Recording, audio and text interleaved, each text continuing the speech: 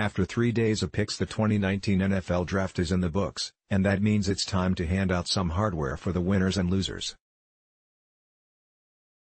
In 2 or 3 years, and maybe 2 or 3 months, these will probably look stupid. It's difficult to find a bunch of losers in this draft too, because of the deep nature of the class available to the teams. People with a lot of second and third round picks manage to excel because of the depth, and several teams really increased their chances of winning or making a playoff run in 2019. Other individuals were helped too. Let's dive in and look at a few that really stood out. Winners: Arizona Cardinals. Steve Keim's been a hot-button front office guy over the last few weeks/months thanks to the focus on Kyler Murray versus Josh Rosen. We haven't seen anyone in modern NFL history select quarterbacks in the top 10 in back-to-back drafts, and it's led to people questioning the Cardinals GM. There shouldn't be any questions after the Cardinals reeled in an incredible 2019 NFL draft class, though. It's difficult to evaluate what they did in a vacuum, dumping Josh Rosen, a top 10 pick a year ago, for no 62 in this draft is a brutal L to take. Not being able to grab Nick Bosa or Quinnen Williams with that first pick. The draft will ultimately hinge on Kyler and how he plays, even in his first season. If Murray struggles and Rosen goes down to Miami and wins some games, it'll be a bad look. But step back from the idea of Murray versus Rosen for a minute, look at this draft class and try not to be impressed. Keim and the Cardinals killed it. Kyler was the top QB prospect in this class. Cliff Kingsbury loves him. You have to be optimistic about what this offense can look like, especially compared to 2019. Byron Murphy was arguably the best cornerback in this class, and the Cardinals got him at the top of the second round. They used the Rosen pick to land UMass receiver Andy Isabella, who should make life easier for Murray and work well in the air raid scheme, especially with Christian Kirk on the field as well. The Cardinals got good value with Zach Allen at the beginning of the third round and then continued getting Murray weapons in the fourth with the surprising drop of Hakeem Butler. Life after Larry Fitzgerald is coming, and a receiving core of Butler, Kirk and Isabella is extremely intriguing. Add in Keyshawn Johnson out of Fresno and the Cardinals have a bright future at the position. Deonte Thompson is a good fit with Budda Baker and DJ Swearinger for that defensive backfield. The NFC West is going to be really difficult in 2019, even more so if the 49ers make a leap. Expecting the Cardinals to somehow magically morph into a wild-card contender after being clearly the worst team in football last year is clearly a stretch.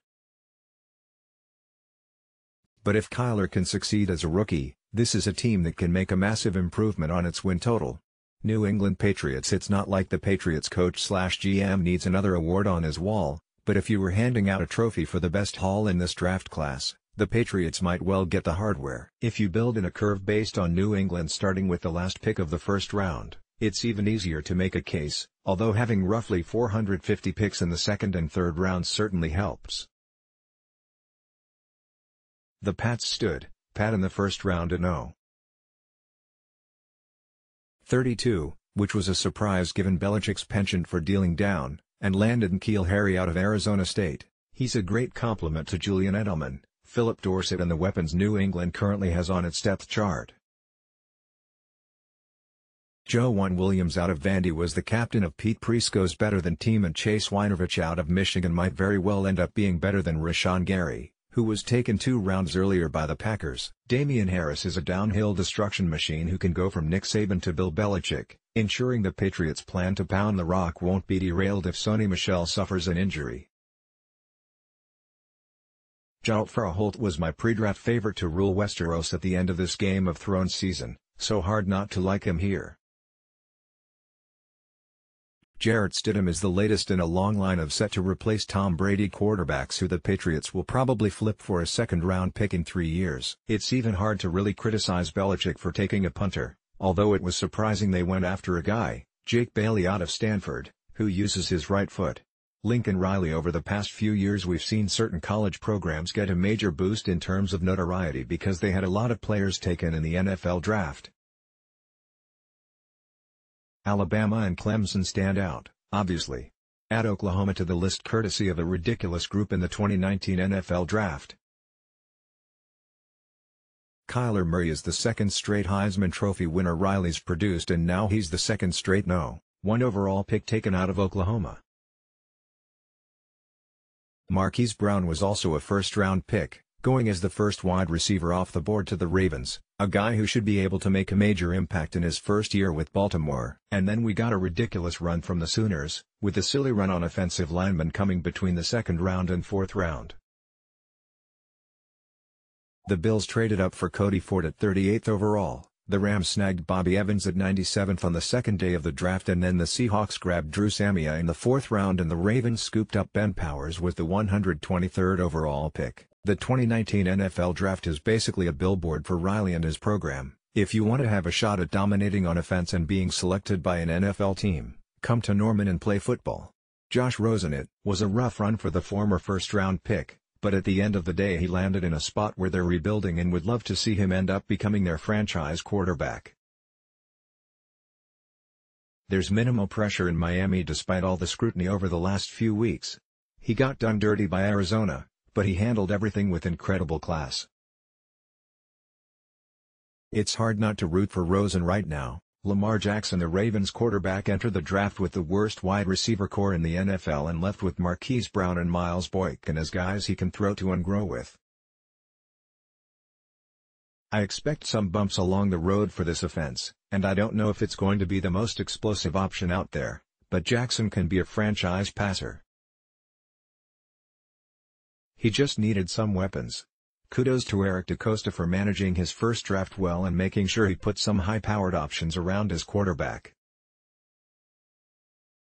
Losers Dave Gettleman. A couple different problems here for Gettleman, even though I generally like his overall draft, especially the predictable nature with which he took Dexter Lawrence. I mean that in a good way. 1. The haul for Odell Beckham is hard to justify.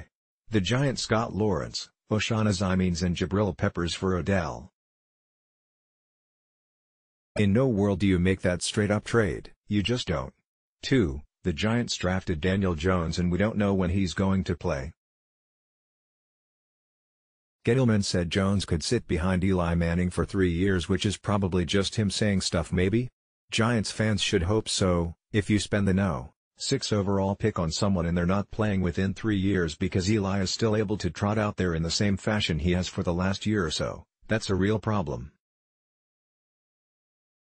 I think Giants ownership is giving Gettleman a long leash here, but it was confusing to hear him say he fell in love with Jones after 3 series at the Senior Bowl.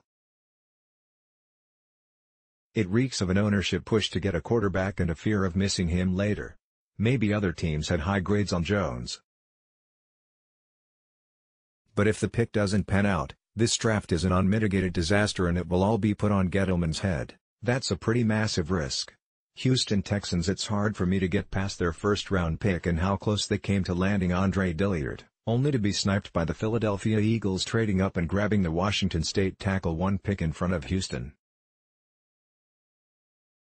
Deshaun Watson is clearly a transcendent franchise quarterback, but he has to be able to stay on the field if the Texans want to win. And the offensive line was one of the worst in football last year. Can Titus Howard come from Alabama State and be an instant impact starter? The same question could be asked of second-round pick Max Sharping out of Northern Illinois. It's not that these were bad picks, it's just that the run set up well for the Texans to grab a top-tier offensive lineman and they got potential targets yanked out from under them. I like the move to get Lonnie Johnson in the second round, and Kyle Waring out of San Diego State is a nice upside-filled tight end as a third-round pick. Charles Omenihu from Texas was great value in the 5th round. I don't hate the picks. I just get worried about the ability of the Texans to protect Watson moving forward and the negative impact that could have on their 2019 season. Detroit Lions loved this call from Bryant McFadden on our HQ show. Detroit drafted a tight end in the 1st round for the 3rd time in the last decade, with T.J. Hawkinson joining Brandon Pettigrew and Eric Ebron on a list that would not be described as illustrious. Jalani Tavai out of Hawaii helps as a linebacker. I thought they could have gone Devin Bush in the 1st round, and I don't necessarily dislike their picks, but I'm confused as to what their identity is moving forward. Are the Lions going to pound the rock while paying Matthew Stafford massive amounts of money? Are they going to line up 3 tight ends and try to feed Kerryon Johnson? Even if it all works out, they have to do it in a division where the Packers got demonstrably better. Rashawn Gary, Darnell Savage in the first round alone, and the Vikings added a center, Garrett Bradbury, who could ignite their running game, and Dalvin Cook's one-cut, zone running potential. The NFC North is tough and the Lions just didn't feel like they had the sauce they needed from this draft. Cam Newton, the Panthers' franchise quarterback, is heading towards a time in which there will be some decisions made. He has 2 years left on his deal. He'll want a massive Russell Wilson-style contract. He's coming off 2 shoulder surgeries in 3 years, and the Panthers A. didn't add any weapons for him, and B. added Will Grier with the 100th overall pick. I think it's a good move for the Panthers, and I like what Marty Hurney did in their draft. But if Newton is slow to recover or struggles, there will be calls for Grier to get out on the field. He's a gunslinging local product the fans are going to fall in love with. Adding Greg Little was great and helps Cam, or Grier.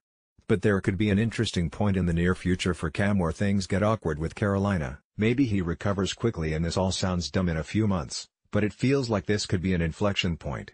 Let's block ads. Why?